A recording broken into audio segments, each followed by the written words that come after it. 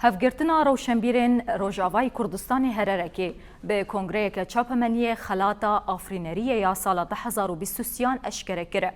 کنگره لناوند هررکی یا لقامشلو به آماده بونا بدهان روشنبیر و جوان و هنرمندان هاتل دارخستن. هفگرتنی د کنگره خود اشکره کرد که هنرمند صفقان اورکش و محمود برازی خلاطا آفرینری به دست خستنه.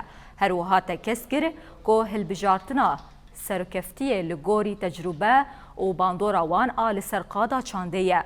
بریار بو که ده 28 کانون ده خلاطا آفرینری بهاتا داین لیجبر ایرشن دولتا ترکادا گرکر این لسر هرمه هاتا تعلق کرن.